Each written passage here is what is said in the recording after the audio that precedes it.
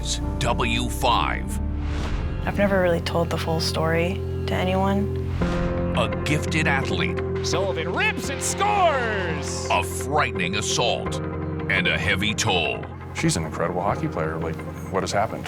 It was like she left, and that's when they just decided that they were erasing her. The biggest question in my head was I raped?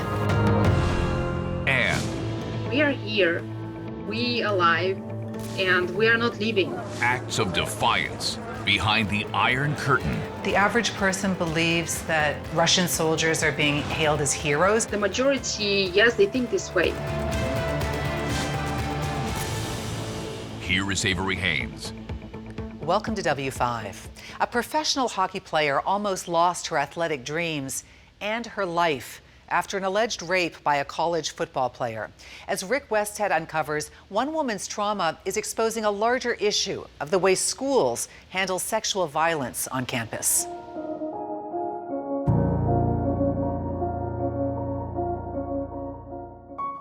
Sullivan's a right-hand shot. Tori Sullivan has some of the best hands in hockey.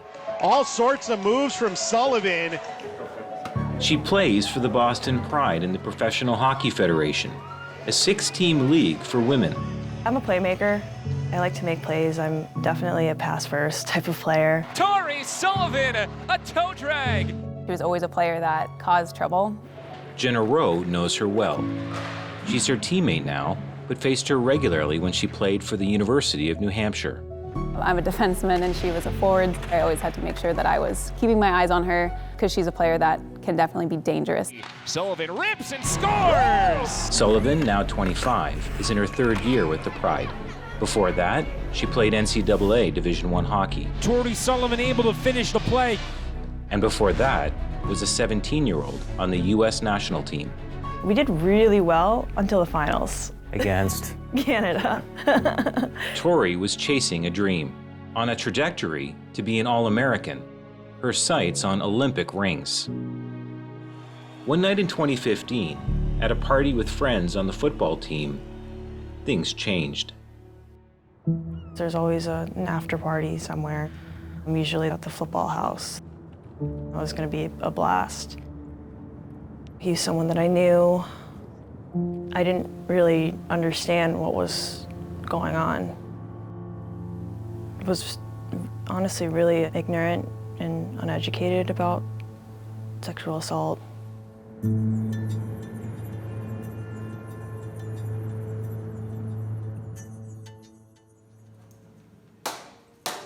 You never had to ask her if she wanted to go to practice or not. I mean, she was practicing on her own. Jim and Maggie Sullivan aren't only Tori's parents, they're her biggest fans, and the core of a close family of 5. She was a spitfire from the beginning. We knew she was pretty strong and was going to be athletic. Initially, she had figure skates on, and her brother had hockey skates on, and she said, I want to wear those skates. I didn't originally want to play. I wasn't going to sign up. And then finally I was just like, okay, fine, I'll play. As she was playing all these sports, the parents would laugh when I would come in to pick her up. I'm like, going, oh my God, she just beat all the boys again. Even before high school, colleges were calling. She got her first letter, I think she was in 8th grade. Then, letters started coming in. Her decision was easy when a powerhouse in women's hockey, Boston College, offered her a full scholarship. And I remember bringing that down to my dad and showing him, and he was like almost in tears. Tori's rookie season was impressive. She was named one of the best first-year players in U.S. college hockey. I don't really look at individual awards that much, obviously, but it was cool. She was a valuable member of the team, scored a lot of big goals. So if you combine that then with the academic side, it seemed to be going really, really well. So your second season starts with a lot of high expectations, and you meet a guy.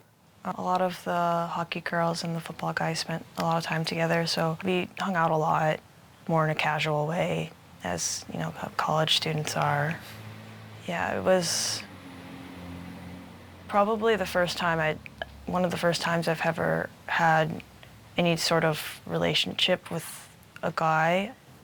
And you met this guy through school, and he was a member of the football team. Mm-hmm. What kind of status did that give him on campus? I guess the football players pretty much were the athletic program. That's what football's all about. That's what life's all about. That's what this team's all about. And that's where we are different.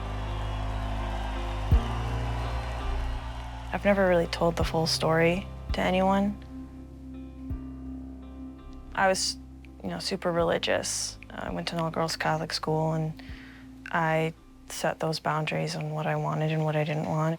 And I really wanted to wait. I wanted to be special, I guess.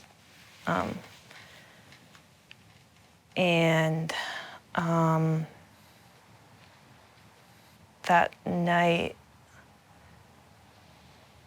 he didn't listen. And I felt like I got something that I really valued taken away from me.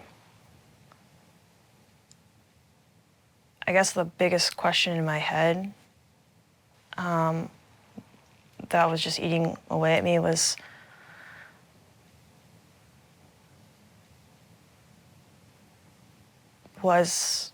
was I raped?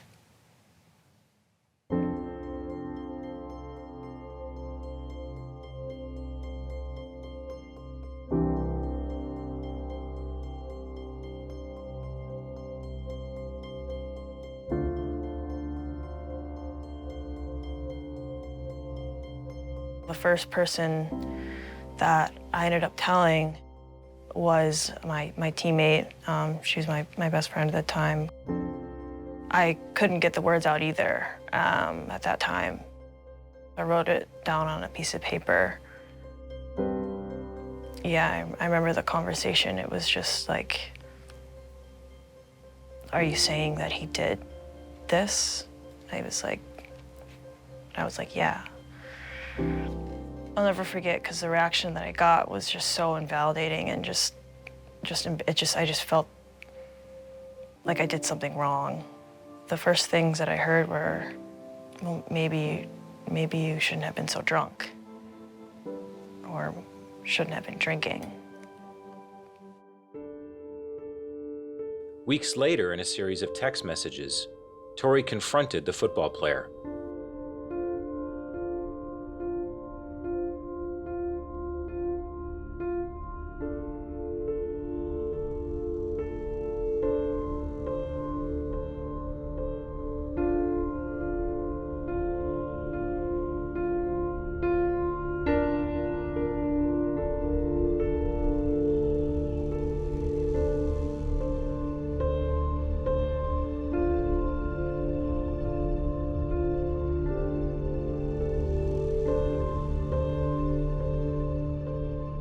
Then in October 2021, she watched Kyle Beach come forward as John Doe in the Chicago Blackhawks sexual assault scandal.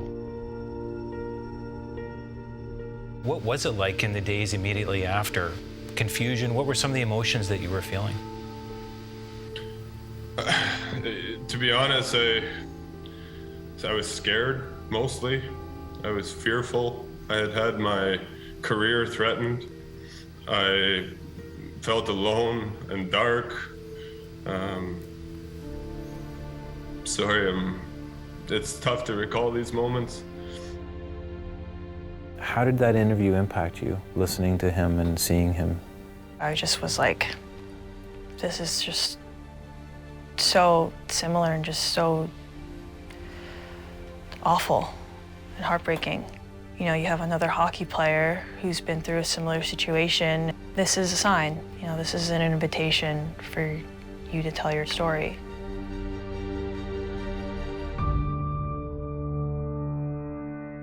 Coming up. I was raped by a football player and didn't get the support that I needed. Scared, suffering, and nowhere to turn.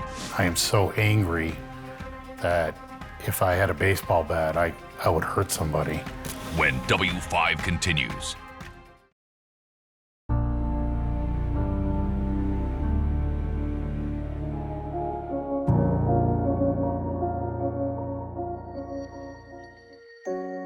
Tori Sullivan is one of America's top hockey players. A gifted athlete, she has played just about every sport and had her first pair of hockey skates at the age of 6. She played for the U.S. national team when she was 17 and received a scholarship to play for Boston College. In her sophomore year, an incident at a football party changed everything. I was raped by a football player, high profile, and didn't get the support that I needed. The last 6 months have been away in treatment, trying to process and work through the things that had happened. You know, I've been silent for so long, and I know that there are others out there, that this is an invitation as well for them to share and hopefully help with the shame that comes along with it. In the 6 years it's taken for Tori to find her voice, she's struggled with depression and alcohol.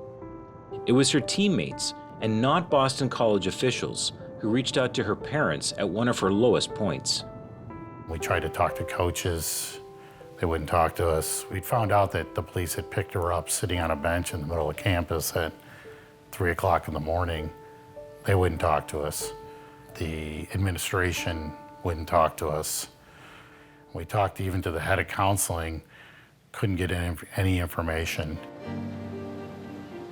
Tori's thoughts were so dark that one night she walked to the top of a parking garage and contemplated taking her own life.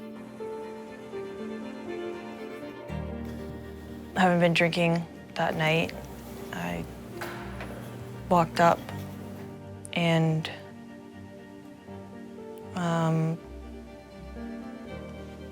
let my friends know, hey,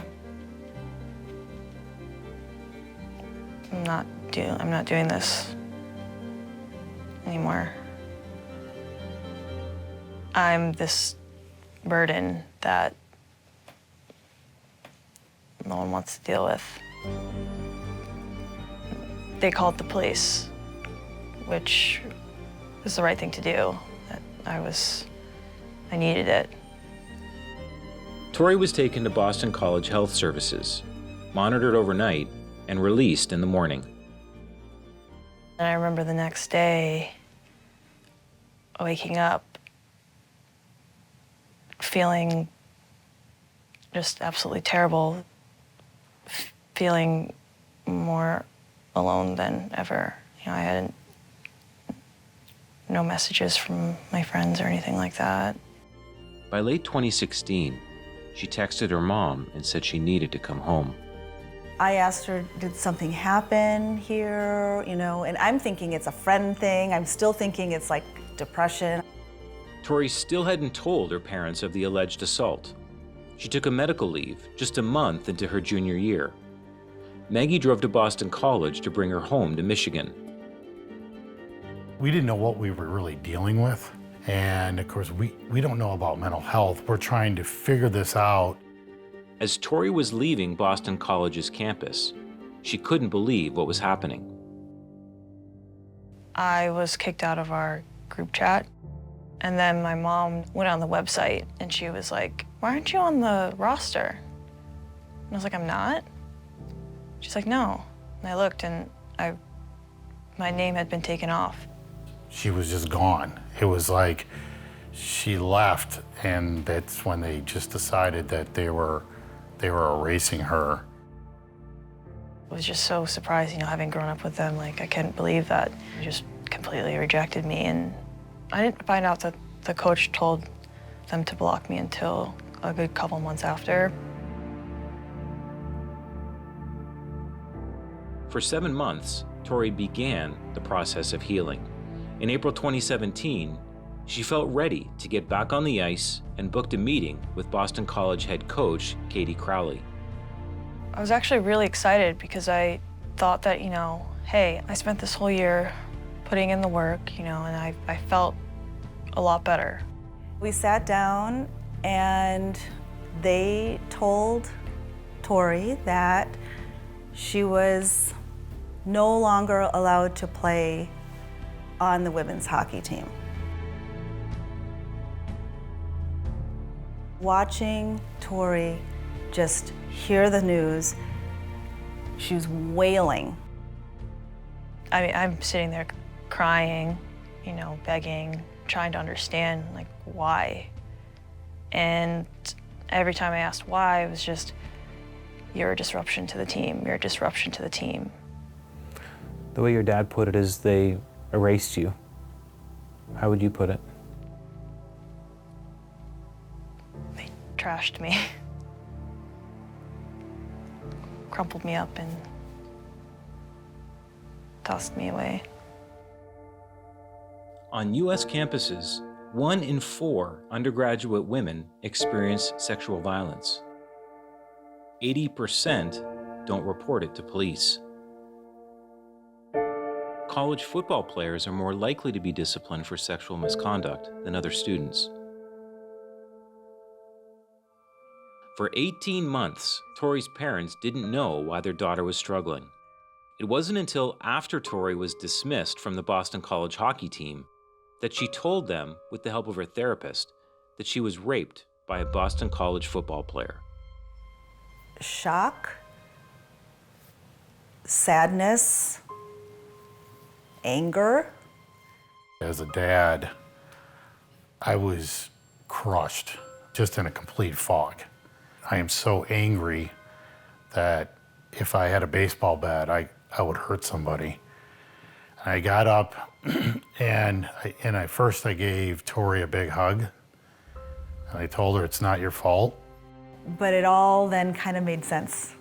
That's the reason why Tori was feeling this way. So I'm trying to think of what is our recourse here. They told me final answer, no appeal. They kept saying that. So now what do I do? It was clear to Tori's parents that getting her back into college hockey would be a crucial step in her healing. We start reaching out to colleges. It's almost like getting into a little mini recruiting process. Tori's talent on the ice was no secret, and it wasn't long before she agreed to transfer to Northeastern University, only a few blocks away from Boston College. She's silky smooth with her hands. She's just a very cerebral player, very skilled, and she can put the puck in the net. Obviously, you can add a great player to your roster, then why wouldn't you? Dave Flint is the head coach of the Northeastern Huskies. He's been named Hockey East Coach of the Year 4 times since 2012. You see players throughout their career where the puck lands on their stick, and they're just in the right place at the right time. They read the game well. That was Tori. She was just an amazing player. Tori helped the Huskies to their most wins in a season. Northeastern, the regular season champions. And 2 straight conference championships, beating out Boston College in both 2018 and 2019. Huskies win it in overtime! Back-to-back champions! But away from the sanctuary of the rink, Coach Flint was worried about Tori. I said, listen, you don't have to tell me what's going on, but I feel like I need to know so I can better help her. Tell us how you learned about what had happened to Tori. Tori shared that with me. How did you feel hearing that?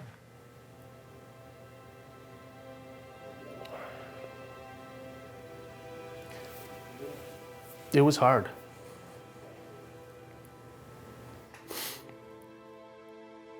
Sorry. Because I thought, if that was my daughter,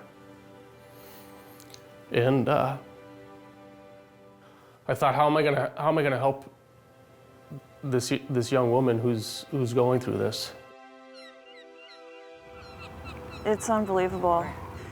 I went from having to sit a game for, being honest about how I was feeling or being blocked by my teammates to having my coaches, teammates around me just being completely and fully there for me. Just really helped get me back on track and really just honestly saved my life. Tori graduated from Northeastern in 2020. A pandemic year, she had a celebration like many, at home. Paul Mara, a former first-round NHL draft pick who played 12 seasons in the NHL, signed Tori to play professional with the Boston Pride. Her hands, her vision, her patience with the puck, some of the plays that she makes is incredible. Mara, who was also an assistant coach with the women's 2018 U.S. Olympic team, never understood Tori's absence. Why isn't Tori Sullivan considered for the USA team? The way she was playing that year, she was scoring, she was passing, she was doing the things that she does on the ice, and I was like, she's an incredible hockey player. Like, what has happened? And what was the answer? I never really got any answers. Looking back, Tori, how do you explain the way that Boston College treated you? I think they cared about a lot of other different things than the life of a human being and one of their own. Coaches that handle serious incidents like this the way that they did, they're not competent to be coaching young women. W5 requested an interview with Boston College and received this response. Boston College treats any allegation of sexual misconduct with the utmost seriousness. Any insinuation that a student athlete was not supported is patently false. Tori has now found the courage to speak up. In 2021, she received treatment for her alcohol abuse at 2 rehab facilities. After, she felt strong enough to share her story with her Boston Pride teammates. I've had to hide this piece of me for so long. It's important for people to know that this is something that doesn't just go away. You know, it takes a lot of hard work and a lot of consistent practice. It's hard, but it's been getting better, and having a lot more self-compassion. For her to come out with the strength that she does to tell her team what happened shows a testament to the person that she is, the character that she has. And Tori brims with character, inspiring kids with her play on the ice. Let's go, Pride! Let's go! And helping women off the ice find their path to U.S. college hockey. A lot of girls on my team now want to try to get scholarships. You have a good outlook for sure. I think that how much better it feels to finally have it out. It's like I can just be me. So I've been trying to live my life with more courage, and courage is contagious. Hi girls, how are ya? Thanks for coming. Can you sign this? Tori's recent request to have Boston College investigate her allegations have been rejected. The school says they cannot compel her alleged rapist to testify because he's no longer a student. The family is now considering their legal options.